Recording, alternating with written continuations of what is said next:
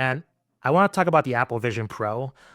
Just selfishly, I had the chance to try it out a few months ago, and I remember what you said. And I was originally skeptical. My vision's terrible with wearing glasses, and I went to the Apple store here in Colorado, tried it, and I became a believer.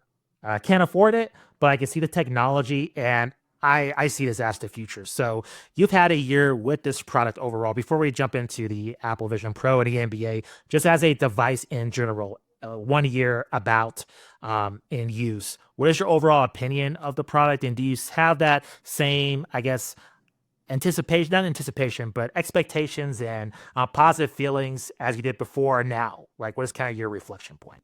Well, what I like is when my review that I initially do after using it for a few weeks holds true to a year later.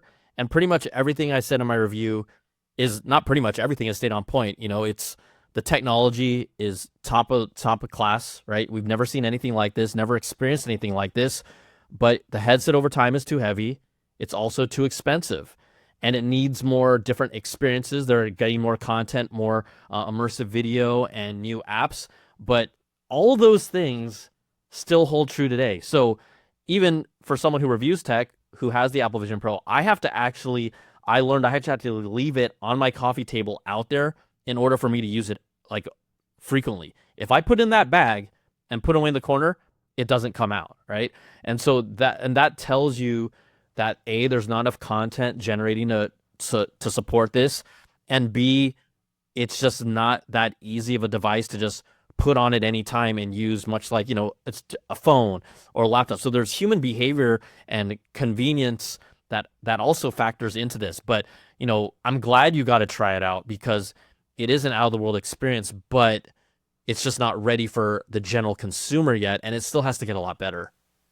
Is Apple supporting it? And along with that, the developers from this a sports standpoint. So with NBA League Pass, I recently saw a video that's kind of going viral now. It's alpha in terms of the development of the tabletop, I guess we call it integration. And that seems somewhat promising. I'm a little bit skeptical in terms of this. I just want to see the game. I don't need to see avatars playing. Like, I just show me the actual footage, but it seemed cool. But it gave me some hope that they're developing and creating new innovations for League Pass on Apple Vision Pro. I'm just curious, has there been other innovations? Has really the NBA and Apple kept up in terms of providing new innovations for this new endeavor, you think? So I guess I'll first, there's kind of two parts of things that you talked about. If we talk about the tabletop experience and apps doing more, for people that aren't as familiar, essentially you can watch the game, but below you is an actual representation of the players, semi-rendered like 3D mannequins, not actual players fully rendered out. And so you can follow the game. It's just another way to deliver the game in a different way. But the reality is that although cool, most of us are watching the game itself. And the only thing that would kind of take us away from looking at the actual game being played is if that tabletop were the real players in 3D spatial, fully rendered. And all I can say to that is I've seen things that would point us to that direction. But that's all I can say before I can't say anymore. And so I would say that you're on the right track and I've seen it. So that's happening. From a developer standpoint, there haven't been many quote unquote killer apps that have risen from the first time. We have more developers coming out with more apps. I think really what has been most compelling is the immersive movies that Apple has co-produced, and then a lot of the immersive, and even just 3D movies that you can watch. I think it is the best 3D video experience, but you have to wear a headset. It's heavy, right? You don't wear it over time. It arguably is probably the best like lie down experience, right? Because you don't have to support all that weight on your head. But I think this is a testing ground for them. We've seen and heard what other companies like Meta is doing. If for listeners that haven't had a chance to look up Meta Orion, that's kind of their idea of this augmented reality glasses. Not the same fidelity of video, but more about overlays and interactivity.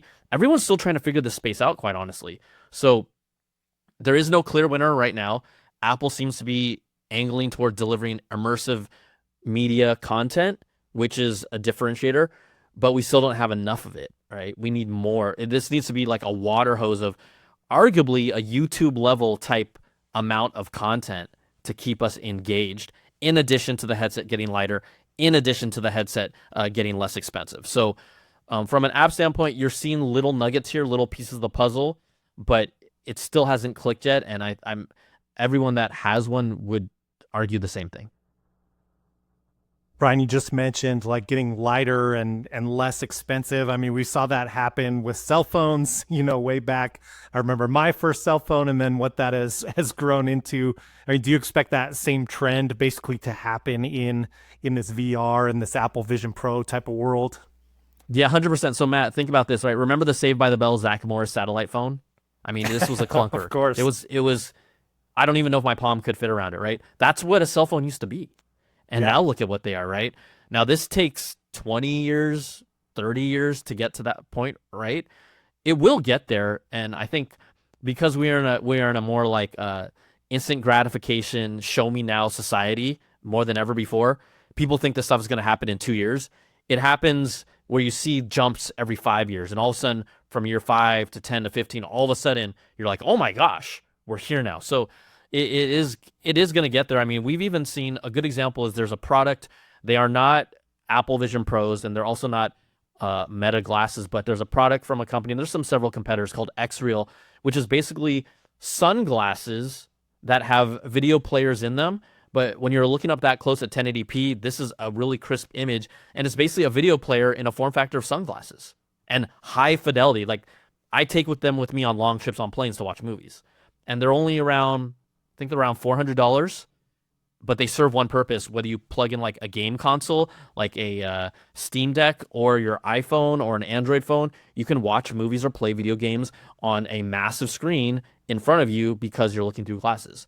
So that's an indication of how things are also moving, moving in that direction as well. I have them back here, but I'd have to, you know what? Hold on, I'm going to say. Good quick grab. I want to see them. This is what these Xreal glasses look like, okay? Looks like sunglasses. Here you can see, you might be able to see there's like a little like kind of clear prism here. That's where the image is projected. So this is what we're getting at. Look, when I wear these do not look funky. They look pretty normal. So this is kind of a product that tells me we're in between and getting there slowly but surely. Wow, I've got a long flight to look into those. Alan, they make an option to support prescription glass lenses too. They're called, give you more information, but they're called the Xreal ones. They're legit. That's really cool because that's anytime you're like on a plane or something like that, you're kind of and then my shoulder goes old, and so it just doesn't quite.